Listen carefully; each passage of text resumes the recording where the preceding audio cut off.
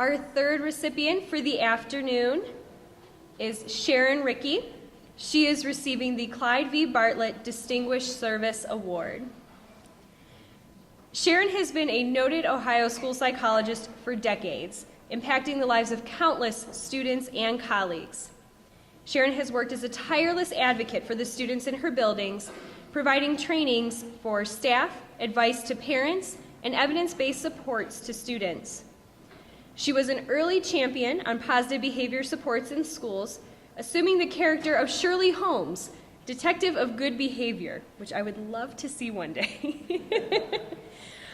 She ensured that the students in her setting for students with emotional and behavioral difficulties had an opportunity to participate in an annual talent show, which has continued for 25 years.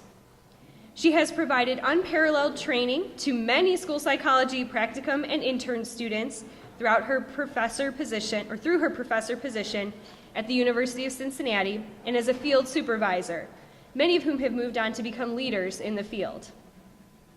Outside of her school-based endeavors, Sharon has served in numerous professional associations, including acting as president, treasurer, newsletter editor, and OSPA representative for SWASPA, president, legislative and membership committee co-chair, and member of the Fiscal Advisory Committee, Planning and Development Committee, and Task Force to develop an evaluation rubric for school psychologists with OSPA.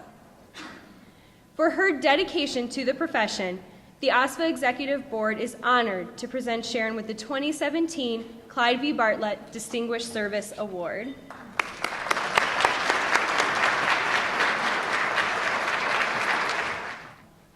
I want to thank Dr. Michael Forcade, OSPA co-chair of the Fall Conference, for nominating me, SWASPA rep and ex-treasurer of OSPA, Lynn Brumfield, and current OSPA President Dr. Karen Stein, providing letters of recommendation, the awards committee, and the executive board for even considering me for this award.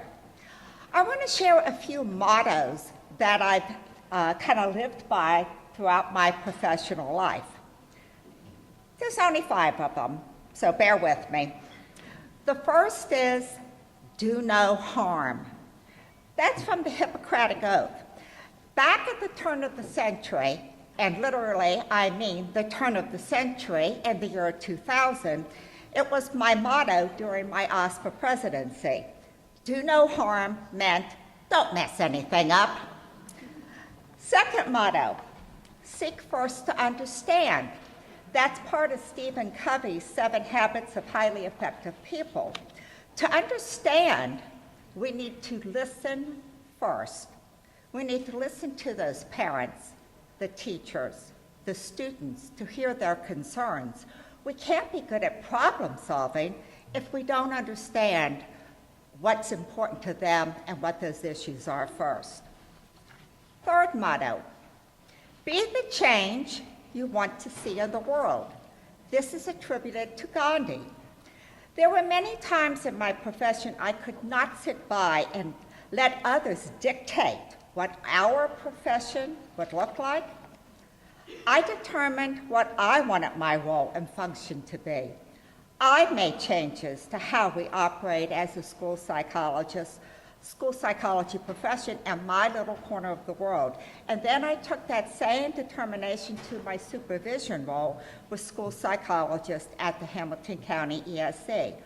I would stick my neck out over and over to defend our practices and to respectfully refuse to let our psychologists get railroaded on the job by an administrator in a district who wanted to cut corners.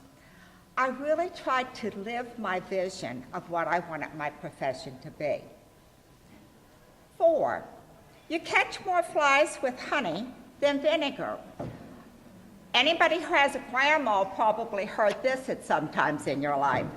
It's an English proverb which first came to the United States in Benjamin Franklin's Poor Richard's Almanac. It means it's easier to persuade others with polite requests and a positive attitude rather than with negativity.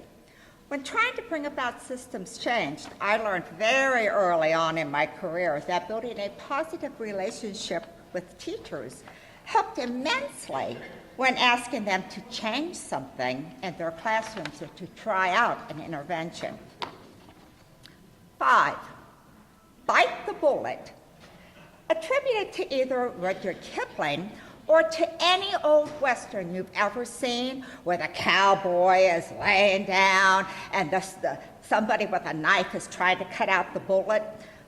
Well, it really means to endure a painful or otherwise very unpleasant situation, or to accept something difficult and try to make the best of it.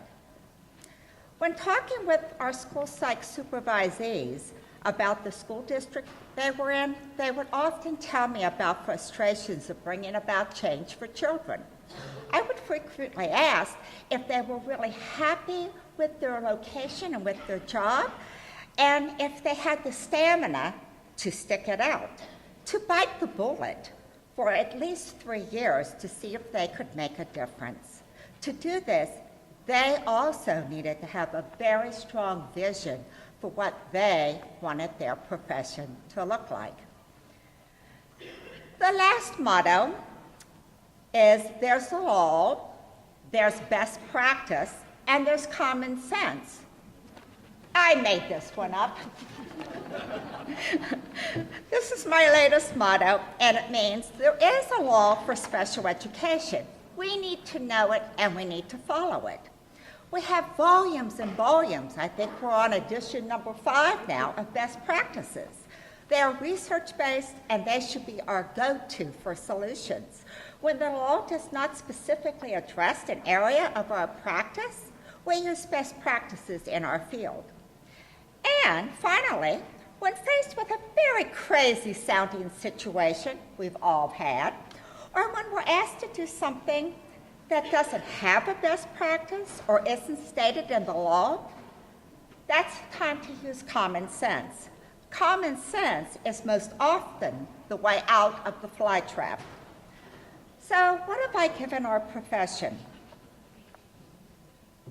My love of the field, never giving in to others' views of what we, as school psychologists, should be and should do. Advocating for what is best for children. Promoting best practices with students, interns, and school psychology staff I've worked with and supervised for over 40 years. Collaborating with others to forward OSPA's agenda for promoting quality psychology in our state by serving on the executive board for 18 years. Starting with my election as OSPA president. It's hard to keep people involved. It's hard to get people involved. But once you do, if you have that passion, it helps to lead our profession in the direction we wish to go. And supporting and promoting our profession for 40 years. I won't mention all the bottles of wine I've opened, and I hope to see you later this afternoon for that. I am humbled and I am honored to receive the Clyde v. Bartlett Distinguished Service Award. Thank you very much.